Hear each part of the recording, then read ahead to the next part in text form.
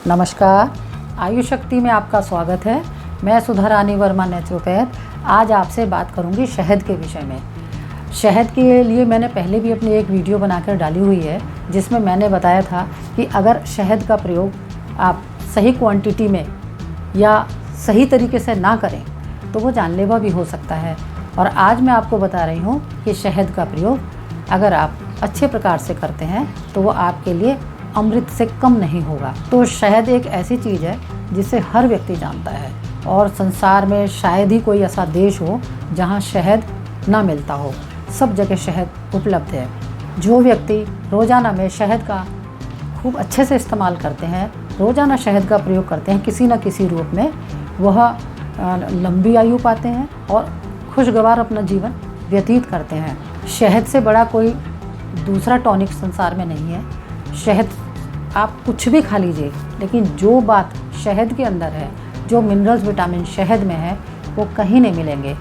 जब हम भोजन करते हैं या फल खाते हैं, सब्जी खाते हैं, सूप पीते हैं, कुछ भी खाते हैं, तो वो भी पहले डाइजेस्ट होता है। डाइजेशन की जितनी भी प्रक्रिया हैं उनसे पहले उसे गुजरना पड़ता है। उसके बाद ही जो भोजन हमने खाया है उससे हमें वो रस मिलता है जिससे हमारा शरीर स्वस्थ रहता है। लेकिन शहद एक ऐसी चीज़ है जो पका पकाया भोजन है। जैसे ही आप इसको खाते हैं तो 5 मिनट के अंदर ये आपके शरीर में समा जाता है, आपको एनर्जी देता है, वीकनेस एकदम ख़त्म हो जाती है। अगर आपको थकान लग रही है, कमज़ोरी लग रही है और भूख लग रही है तो आप 1 चम्मच शहद खा लें, तो ये तुरंत आपके शरीर में आपको फ़ायदा पहुँचाएगा और उसी समय आपकी जो वीकनेस है वो ख़त्म हो जाएगी। शहद गुणों की खान है। शहद में calcium, magnesium, potassium, phosphorus, copper, manganese, iron, protein, fibre सब भरपूर मात्रा में होते हैं। तो शायद इसीलिए जब बच्चे का जन्म होता है तो सबसे पहले उसे शहद चटाया जाता है, क्योंकि शहद, अभी मैंने आपको बताया कि शहद को पचने के लिए कोई उसको डाइजेशन से गुजरना नहीं पड़ता, डाइजेशन की प्रक्रिया से गुजरना नहीं पड़ता।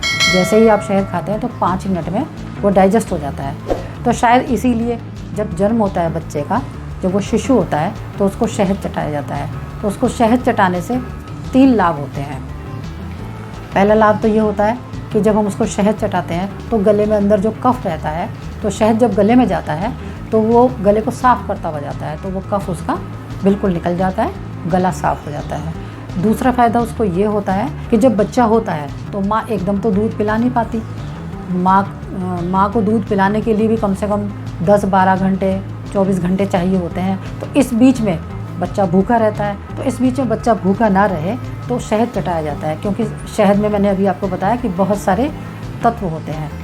तो वो जो विटामिन मिनरल्स होते हैं वो उसके लिए भोजन का काम करते हैं, इसलिए उसको शहद चटाया जाता है। तो 2 फ़ायदे हो गए। और तीसरा फ़ायदा ये होता है कि जब हम शहद चटाते हैं बच्चे को, तो वो शहद चटाने से जो उसकी आंतों में मल रुका हुआ होता है, जो प्रेगनेंसी के दौरान जब वो माँ के पेट में होता है, उस वक्त जो आंतों में मल होता है वो बहुत गंदा गंदा सा मल होता है, ब्लैकिश टाइप मल होता है।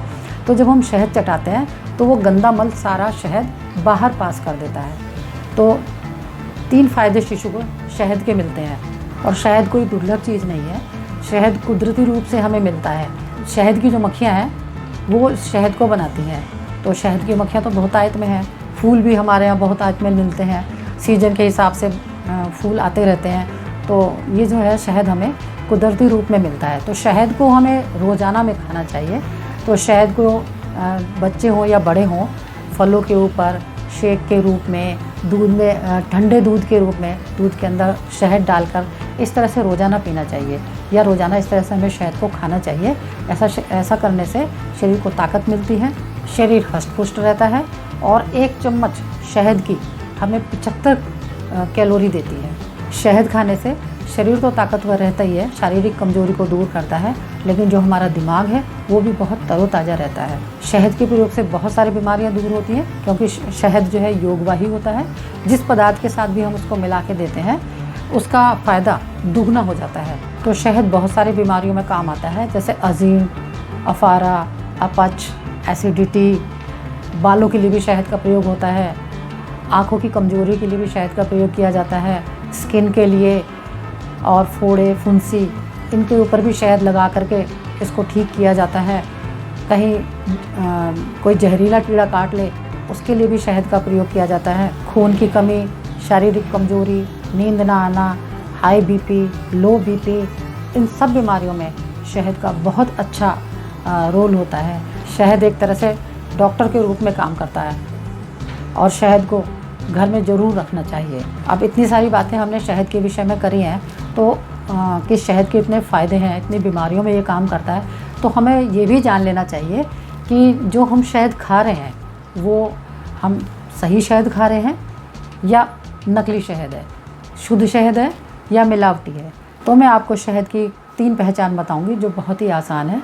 तो देखते हैं सबसे पहली पहचान क्या है। तो सबसे पहली पहचान यह है कि अगर शहद असली है तो असली शहद पानी में डालने पर सीधा तली में बैठ जाएगा। आप देखें, जैसे मैं आपको ये गिलास दिखा रही हूँ और इस गिलास में ये शहद पड़ा हुआ है, तली में बैठा हुआ है। जब तक इसे नहीं घोलेंगे तब तक ये नहीं घुलेगा और ये चाहे 24 घंटे तक इस पानी में ऐसे ही पड़ा रहेगा। अगर ये नकली है तो थोड़ा थोड़ा डाइल्यूट होना शुरू हो जाएगा, लेकिन अगर ये असली है तो ये बिल्कुल भी डाइल्यूट नहीं होगा, ज़रा सा भी नहीं घुलेगा जब तक कि हम इसे चम्मच से नहीं घोलेंगे। अब दूसरी पहचान कि मक्खी को पकड़कर अगर शहद की तली में छोड़ दिया जाए, यानी मक्खी के ऊपर शहद डाल दिया जाए, तब भी मक्खी निकलकर उड़ जाएगी।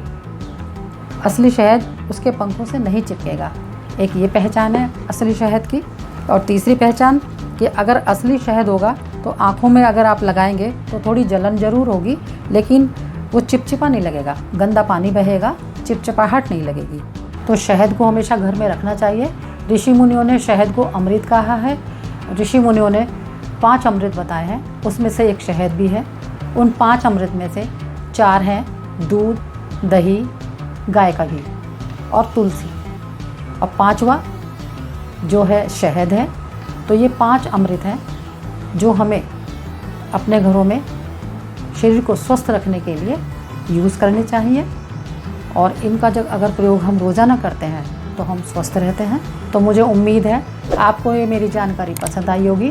तो मेरी वीडियो को लाइक करें, शेयर करें और मेरे चैनल को सब्सक्राइब ज़रूर करें। नमस्कार, धन्यवाद।